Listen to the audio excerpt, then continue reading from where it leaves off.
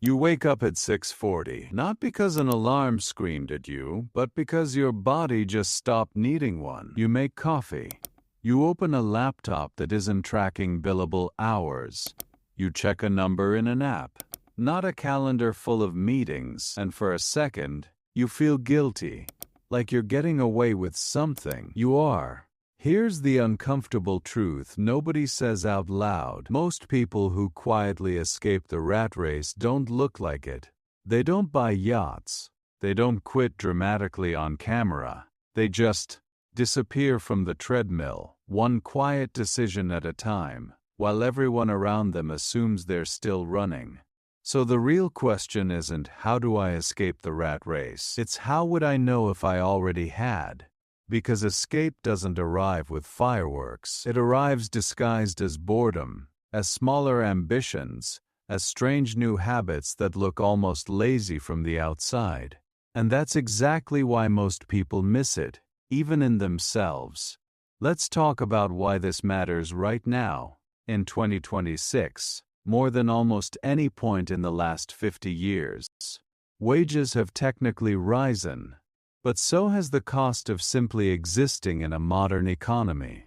Housing has outpaced income growth in most major cities for 2 straight decades. The average American now spends a larger share of income on rent than their parents did on an entire mortgage. Meanwhile, the grind harder narrative has never been louder. Hustle culture didn't die, it just got better marketing. Content telling you to work 16-hour days is now packaged as personal growth, wrapped in productivity apps and morning routines.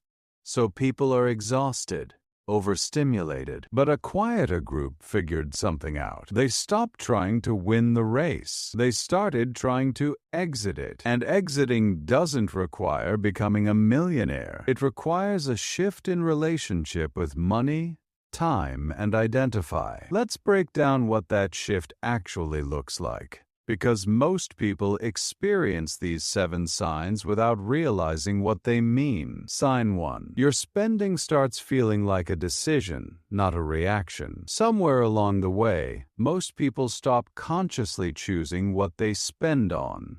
Subscriptions renew. Habits repeat. Money leaves the account like weather, something that just happens. The rat race depends on this autopilot.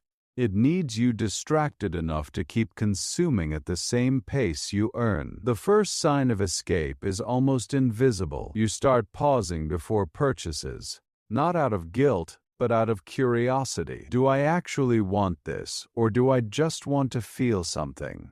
That single pause, repeated enough times, quietly rewires your entire financial trajectory. Sign 2. Time starts feeling more valuable than status. Here's the part corporate ladders don't advertise. Every promotion often comes with an invisible tax, more hours, more expectations, more identify tied to a job title. Most people accept this trade without noticing they signed up for it. People escaping the race start doing strange math. They calculate what a raise actually costs in hours, stress, and lost autonomy. Sometimes they turn down more money, not because they don't want it, but because they've quietly priced their time higher than their employer has. This looks like laziness to outsiders. It isn't. It's an audit. Sign 3. You stop performing wealth and start building it privately. This is where irony creeps in. The people who look the richest online are often the most financially fragile in private. Leased cars, financed watches, vacations funded by deferred debt disguised as treating yourself. Meanwhile, people quietly exiting the race often look almost boring. Same car for years, modest apartment. But behind the scenes, investment accounts are compounding, untouched, unannounced. Nobody claps for this. There's no applause for a portfolio quietly growing at 7% a year while its owner eats leftovers on a Tuesday. But compounding doesn't care about applause. It only cares about time undisturbed, and the people escaping the race understand this instinctively, even if they can't explain the math behind it. Sign 4. You start asking what money is actually for. Most people never ask this question because the system doesn't want them to. If people pause to ask, what is this money actually buying me in terms of freedom? Half of consumer marketing would collapse overnight. But something shifts when someone starts calculating their freedom number, not a fantasy retirement number pulled from an internet calculator, but a real, personal threshold, the amount of passive or semi-passive income required to cover basic living costs without trading 40 hours a week for it. Once that number exists in someone's head, work changes meaning. It's no longer survival. It's optional labor toward a target, and optional labor feels completely different in the body. Even if the job looks identical from the outside. Sign 5. You get comfortable with being misunderstood. This is where things get slightly uncomfortable, because escaping the rat race often requires disappointing people, family members who expected a certain career path, friends who measure success through titles and salaries, social circles built entirely around shared exhaustion. People quietly exiting the race often go through a strange social friction. They get asked, "Why aren't you doing more?" while doing exactly what they intended, because from the outside, doing less looks like giving up. From the inside, it's often the first time someone has stopped performing an identity they never chose. Sign 6. You start treating risk differently than everyone else. Here's the part that separates people who talk about financial independence from people who actually build it. Most people fear market volatility more than they fear wasted years. They'll leave money sitting in near zero interest accounts for a decade, calling it safe, while inflation quietly erodes its value every single year. People exiting the race flip this fear. They start seeing stagnant, uninvested savings as the real risk, not because they're reckless, but because they've done the math on inflation compounding silently against them. A dollar sitting still for 20 years doesn't stay a dollar. It slowly becomes less than that, dressed in the same numbers. This shift in fear, from fearing loss to fearing stagnation, is one of the clearest markers of someone quietly rewriting their financial future. Sign 7. You stop needing permission to feel like you're allowed to slow down. This is the final and most invisible sign, because it isn't about money at all. It's psychological. Most people tie self-worth entirely to productivity.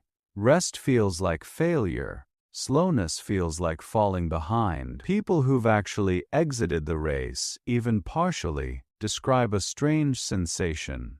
Guilt fades, not because they stopped working hard, but because their effort finally points somewhere personal instead of somewhere borrowed. Now here's where we zoom out, because this is bigger than personal finance tips. The modern economy is quietly built on a specific assumption that most people will keep spending near the edge of their income, staying dependent on continuous employment for their entire working life. This isn't a conspiracy. It's simply the default outcome of a consumer economy, optimized around convenience, credit, and constant psychological nudges toward immediate gratification. Escaping the rat race, even partially, disrupts that default. And when enough individuals disrupt it, something interesting happens at scale. Consumer spending patterns shift, personal savings rates rise, entire industries built on urgency marketing lose a portion of their audience. The ones who've simply stopped falling for the buy now feel better later cycle. But here's the twist that most finance content ignores. Escaping the race doesn't mean escaping risk. It means trading one risk for another. The corporate employee trades autonomy for stability. The person exiting trades stability for autonomy and inherits new uncertainties, market downturns, health shocks, unpredictable income streams. Neither path is automatically safer. They're just different bets on different forms of control. And this is where the real tension lives, because the people who look the most free online are sometimes the least financially secure, riding temporary momentum, mistaking short-term luck for long-term systems. Meanwhile, some of the most financially free people alive are invisible, because true financial independence often looks like doing absolutely nothing dramatic at all. So maybe the real signs of escaping the rat race were never about lifestyle at all.